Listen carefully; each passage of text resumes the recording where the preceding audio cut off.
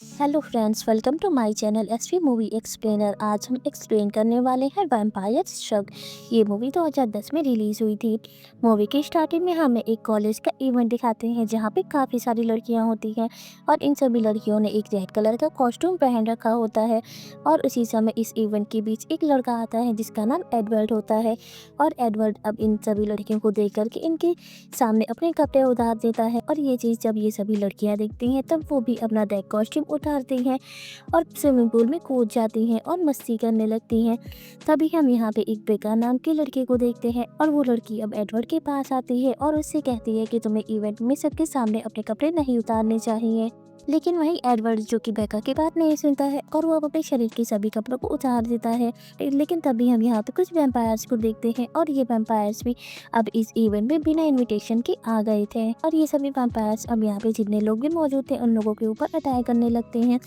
यहीं अब हम बेका को देखते हैं जो कि अब एडवर्ड की जान बचाने के लिए वो एडवर्ड की तरफ जंप करती है। लेकिन तभी उनमें से एक वैम्पायर जो कि जंप करता है और वो बेका को पकड़ लेता है। जिसके बाद हमें अब फ्लैशबैक का सीन दिखाते हैं और फ्लैशबैक में हम बेका को देखते हैं जो कि अपने फादर के साथ कहीं जा रही होती है और बेका के फादर जो कि टाउन के शेरिफ थे। उसी समय बेका की नज़र अब पास में एक जंगल के ऊपर जाती है जहाँ पे वो नोटिस करती है कि एक वैम्पायर जिसने एक लड़की को पकड़ा हुआ है और उसका खून पी रहा है। ये चीज़ देख करके बेका समझ जाती है कि टाउन में अब बहुत सारे लोग एक वैम्पायर बन चुके हैं। हम बेका के फादर को देखते हैं और वो अब बेका को लेकर के अपने पुराने घर आते हैं। बेका जब अपने घर के अंदर जाती है तब वो अपने रूम को देखती है और उसके फादर ने उसके रूम को एक छोटे बच्चे की रूम की तरीके से डेकोरेट किया होता है। जिसके बाद बेका के फादर अब उसे उसकी चाइल्डहुड फ्रेंड के पास लेके जाते हैं जिनका नाम जैकब और बॉबी होता है। और तभी हम जैकब को देखते हैं और जैकब जो कि बचपन से ही बेका को लाइक करता था। लेकिन बेका जो कि जैकब को बिल्कुल पसंद नहीं करती थी क्योंकि उसकी हरकतें बहुत ही ज़्यादा फनी होती थी और जैकब की कुछ एक्टिविटीज़ जो कि डॉग की तरीके हुआ करती थी। इसी वजह से बेकी जैकब को बिल्कुल पसंद नहीं करती थी। जिसके बाद बेका अब अपनी छोटी सी गाड़ी में बैठ करके अपने कॉलेज के लिए जाती है और आज कॉलेज में उसका फर्स्ट डे होता है। तभी अब कॉलेज के कुछ स्टूडेंट्स जो कि बेका को देख करके उसकी रैगिंग करते हैं और उसके ऊपर अड्डे फोड़ते हैं। लेकिन बेकी जो कि इन सब चीज़ों को इग्नोर करती है और वो कॉलेज के अंदर जाती है और कॉलेज के अंदर जाने के बाद ही उसे एक और लड़का मिलता है और वो लड़का अब बेकी के फेस पे एक जोर से पंच मारता है और उसके बाद अगेन से बेकी कॉलेज के अंदर जाती है और कॉलेज के अंदर जाने के बाद बेकी को अगेन से एक लड़का मिलता है जिसका नाम रिक होता है और रिक अब बेकी के पास आकर के उसके साथ फ्लर्ट करता है और वो अब बेकी को आज रात फॉर्टनाइट के इवेंट में उसे उसके साथ चलने के लिए कहता है। लेकिन तभी हम यहाँ पे अब रिक की गर्लफ्रेंड को आते हुए देखते हैं और रिक की गर्लफ्रेंड जब बेका को रिक के साथ देखती है तो वो बहुत ही ज़्यादा गुस्सा करती है और वो अपने बॉयफ्रेंड रिक को काफ़ी ज़्यादा डांटती है। जिसके बाद बेका अब रिक को छोड़ करके आगे जाती है और आगे जाने के बाद पहली बार बेका अब एडवर्ड को देखती है और एडवर्ड जो कि अपने फेस पे पाउडर लगाते हुए कॉलेज के अंदर एंट्री कर रहा था। और इसी के साथ एडवर्ड अपने साथ कॉलेज में पूरा मेकअप किट लेकर के आया होता है और वो मेकअप कर रहा होता है। तभी बेका अब रिक की गर्लफ्रेंड के पास जाती है और उससे जाकर के कहती है कि आखिर ये लड़का कौन है और कॉलेज में मेकअप क्यों कर रहा है। जिस पर रिक की गर्लफ्रेंड अब बेका से कहती है कि ये कॉलेज का सबसे हैंडसम लड़का है और सभी लड़कियां इसके ऊपर मरती हैं। सभी सभी लड़कियां इसे पटाने की कोशिश कर रही हैं लेकिन ये किसी को भी भाव नहीं देता है। लेकिन वही बेका जो कि एडवर्ड को अब पसंद करने लगी, इसी वजह से वो अब एडवर्ड के ऊपर लाइन मारने लगती है। जिसके बाद हमें अब कॉलेज में क्लास का सीन दिखाते हैं जहाँ पे एडवर्ड अपनी क्लास कर रहा था। उसी समय बेका अब अपने क्लासरूम में एंटर करती है। वो अब एडवर्ड को अपने क्लास में देख करके काफ़ी ज़्यादा खुश हो जाती है। इसी वजह से बेका अब एडवर्ड के बगल में जा करके बैठ जाती है। लेकिन वही एडवर्ड को बेका की स्मेल बिल्कुल अच्छी नहीं लगती है। इसी वजह से वो अब इस स्मेल से अपने आप को बचाने के लिए एक सूट पहन लेता है। वहीं दूसरी तरफ अब हम कुछ वैम्पायर्स को देखते हैं और ये वैम्पायर्स जो कि देखने में काफ़ी ज़्यादा फनी लग रहे थे और ये अब खून पीने के लिए एक आदमी के पास जाते हैं। लेकिन वहीं भी वो आदमी जो कि कुरकुरे खा रहा था और वो अब उसी कुरकुरे को उन वैम्पायर्स को देखता है और उनसे कहता है तुम इस कुरकुरे को खा लो और मेरी जान छोड़ दो। लेकिन वो वैम्पायर जो कि काफ़ी ज़्यादा दुष्ट होते हैं वो उसके कुरकुरे भी खा लेते हैं और इसी के साथ वो लोग उस आदमी का खून भी पी लेते हैं, यानी कि वो लोग उस आदमी को जान से मार देते हैं। वहीं दूसरी तरफ अब हम बेका के फादर को देखते हैं और बेका के फादर जो कि बेका को अब कुछ सेफ्टी थिंग्स देते हैं और वह बेका से कहते हैं कि तुम अपना ध्यान रख, मैं कुछ दिनों के लिए ऑफिस के काम से बाहर जा रहा हूँ। और ये कह के बेका के फादर यहाँ से चले जाते हैं। और फिर हमें अब रात का सीन दिखाते हैं और रात में बीका अपने कमरे में सो रही थी, लेकिन उसी समय अब हम एडवर्ड को देखते हैं और एडवर्ड वो भी अब बीका से प्यार करने लगा था। इसी वजह से वो अब रात में बीका को देखने के लिए उसके बेडरूम में आ जाता है और इस समय एडवर्ड ही अपने बालों में रोलर और वो फुल मेकअप में होता है। तभी हम बीका को देखते हैं जो कि अब अपने बिस्तर पे सो रही थी और इसी के साथ वो काफी जोर जोर से फाड़ भी कर रही थी, जिस वजह से एडवर्ड का दम घुटने लगता है और वो अब बीका की खिड़की से ही बाहर की तरफ कूद जाता है। फिर हमें नेक्स्ट डे का सीन दिखाते हैं और नेक्स्ट डे अब हम बीका को एडवर्ड के साथ देखते हैं और एडवर्ड जो कि अब बीका से कुछ पर्सनल बात करने के लिए उसे एक जंगलों में लेके जाता है। और अब एडवर्ड बीका को अपने साथ जंगल में ला करके उसे अब अपने वैम्पायर की स्किल दिखा रहा होता है और उससे कहता है कि मैं एक प्रोफेशनल वैम्पायर हूँ और अभी तक मैंने खून पीना नहीं सीखा। मैंने इस चीज को कंट्रोल में रखा है, मैं किसी का भी खून नहीं पीता हूँ और मैं काफी ज्यादा प्रोफेशनल वैम्पायर हूँ। और बीका अब एडवर्ड की बात मानती है, जिसके बाद हमें रात का सीन दिखाते हैं और एडवर्ड अब बीका के घर जाता है जहाँ पे ये दोनों टाइम स्पेंड कर रहे थे। जिसके बाद एडवर्ड और बीका ये दोनों काफी ज्यादा क्लोज आते हैं और लेकिन वही एडवर्ड जो कि बीका के साथ कुछ भी करना नहीं चाहता था, लेकिन वही बीका जो कि एडवर्ड को टच कर रही थी क्योंकि वो अपने आप को कंट्रोल नहीं कर पा रही थी। इसी वजह से एडवर्ड को गुस्सा आता है और वो अब पास में रखे हुए एक फ्लास्क को बीका के सर पे मार देता है, जिसके बाद वो बीका को यहाँ से छोड़ करके चला जाता है। वहीं दूसरी तरफ अब हम बीका के फादर को देखते हैं जो कि अब बॉबी और जैकब के साथ अब उस जगह गए थे जहाँ पे उन वैम्पायर्स ने एक आदमी का खून पिया था और उसे जान से मार दिया था।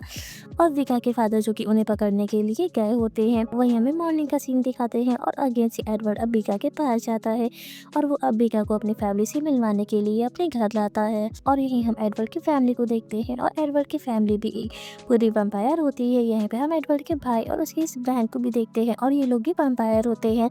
जिसके बाद एडवर्ड की सिस्टर जो कि एक वैम्पायर होती है और वो अब बीका एक गिफ्ट ला करके देती है और बीका जब उस गिफ्ट को ओपन करती है तब उसका हाथ कट जाता है और उसके हाथों से अब काफी सारा खून निकल रहा था। और एडवर्ड की फैमिली जब इतना सारा खून देखती है तब उनके मुंह में पानी आने लगता है और वो लोग अब बीका का खून पीने के लिए उसके पास आने लगते हैं। लेकिन वही एडवर्ड जो कि बीका की जान बचाता है और वो अब बीका को लेकर जंगलों में आ जाता है। और जंगलों में आने के बाद एडवर्ड बीका से कहता है कि देखो, हम दोनों एक दूसरे को पसंद तो करते हैं लेकिन हम दोनों एक दूसरे के साथ नहीं रह सकते हैं, क्योंकि मैं एक वैम्पायर फैमिली से बिलोंग करता हूँ और अगर तुम मेरे साथ रहोगे तो ये मेरी फैमिली के सारे मेंबर जो कि तुम्हारा खून पी लेंगे और तुम्हें मार डालेंगे, इसीलिए मैं तुम्हें अपने साथ नहीं रह सकती। जिसके बाद एडवर्ड अब बीका से ब्रेकअप करता है और उसे जंगलों की गहराइयों में छोड़ करके यहाँ से चला जाता है। और ये सदमा जो कि बीका बिल्कुल बर्दाश्त नहीं कर पाती है और वो यहीं पे गिर जाती है और वो अब पूरा टाइम एडवर्ड का ही नाम ले रही थी और वो अब एडवर्ड के बारे में सोच सोच करके पागल हो गई थी। वहीं दूसरी तरफ अब हम उन वैम्पायर्स को देखते हैं जिन्होंने अब उस आदमी का खून पिया था और वो लोग भी अब इस जंगल की गहराइयों में आ जाते हैं जहाँ पे आकर के ये लोग बीका को देखते हैं और बीका को देख करके ये लोग अब बीका का खून पीने लगते हैं। लेकिन तभी यहाँ पे एडवर्ड आ जाता है और वो अब बीका की जान बचाता है। लेकिन तब तक एक वैम्पायर ने बीका को काट लिया था और ये चीज देख करके एडवर्ड एक पाइप की मदद से बीका के शरीर के अंदर मौजूद वैम्पायर का सारा खून चूस लेता है, जिस वजह से अगेन से बीका ठीक हो जाती है और एडवर्ड यहाँ से चला जाता है। और फिर एक दिन बीका अपने घर में होती है और वो एडवर्ड को नहीं भुला पा रही थी, वो हमेशा एडवर्ड का ही नाम ले रही थी और इसी वजह से वो अपने मुंह में स्पीकर लगा करके जोर जोर से रो रही थी।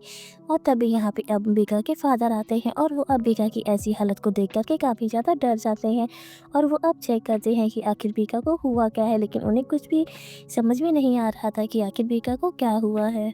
और फिर हमें नेक्स्ट डे का सीन दिखाते हैं जहाँ पे हम बीका को देखते हैं और बीका अब एडवर्ड को नहीं भुला पा रही थी, जिस वजह से वो सुसाइड करने का सोचती है और इसी वजह से वो बाइक पे बैठती है और वो इस बाइक का ब्रेक काटती है और बाइक को काफ़ी स्पीड में चलाते हुए चली जाती है और वो अब इस बाइक के ज़रिए अपना एक्सीडेंट करवाना चाहती थी ताकि वो मर जाए। और ऐसा ही होता है, बाइक अब आगे जाने के बाद एक जगह से टकराती है और बीका अब जमीन पे गिर जाती है, लेकिन बीका को ज़्यादा चोट नहीं आई होती है। अब हम उस वैम्पायर को देखते हैं जो कि अब बीका के खून की स्मेल को फॉलो करते हुए बीका के पास आ जाता है और वो अब बीका के हाथ में सॉस डाल करके उसका खून पीने की कोशिश कर रहा था। लेकिन तभी बीका समझ जाती है कि ये वैम्पायर उसका खून पी रहा है, इसी वजह से वो अपनी जान बचा करके यहाँ से भागने लगती है। लेकिन वो वैम्पायर जो कि बीका को पकड़ लेता है। तभी हम यहाँ पे बॉबी और जैकब को देखते हैं और ये लोग अब बीका की जान बचाने के लिए अपनी पूरी टीम के साथ यहाँ पर आ जाते हैं। जिसके बाद बॉबी और जैकब दोनों उस वैम्पायर के सामने आते हैं और उसके सामने एक फनी डांस करते हैं ताकि वो वैम्पायर इस डांस से खुश हो और वो बीका का खून ना पिए, लेकिन ऐसा कुछ भी नहीं होता है। वो वैम्पायर बीका का खून पीने जा रहा होता है। तभी बॉबी और जैकब जो कि अपनी पूरी टीम के साथ मिलकर के उस वैम्पायर के ऊपर अटैक करते हैं और उसे मार देते हैं। वहीं दूसरी तरफ अब हम एडवर्ड को देखते हैं और एडवर्ड जो कि अपने घर में होता है और वो भी बीका को नहीं भुला पा रहा था, जिस वजह से वो काफ़ी सारा ड्रिंक कर रहा था और अपने लीवर को नुकसान पहुंचा रहा था। तभी हम यहाँ पे एडवर्ड की वैम्पायर सिस्टर को आते हुए देखते हैं और एडवर्ड की सिस्टर जो कि एडवर्ड से कहती है कि मुझे एक विजन आया था जिसमें मैंने बीका को देखा और बीका अपनी आंखों पे पट्टी बांध करके सुसाइड करने की कोशिश कर रही थी और हो सकता है कि बीका ने सच में ऐसा कुछ किया हो और अब तो वो मर भी चुकी होगी। और ये बात सुन करके एडवर्ड को काफ़ी ज़्यादा बुरा लगता है और वो भी अब ये डिसाइड करता है कि वो भी अब सुसाइड कर लेगा। लेकिन तभी हम एडवर्ड की सिस्टर को देखते हैं जिसे अगेन से एक विजन आता है। इसमें वो ये देखती है कि बीका अभी तक मरी नहीं है, जबकि वो बच गई है। लेकिन जैसे ही वो ये विजन अब एडवर्ड को बताने के लिए आती है, तब तक कि यहाँ पे एडवर्ड नहीं होता है, वो कहीं पे जा चुका था। इसी वजह से एडवर्ड की सिस्टर जो कि फौरन से अब बीका के पास जाती है और उसे जा करके अब वो सारी बातें बताती है।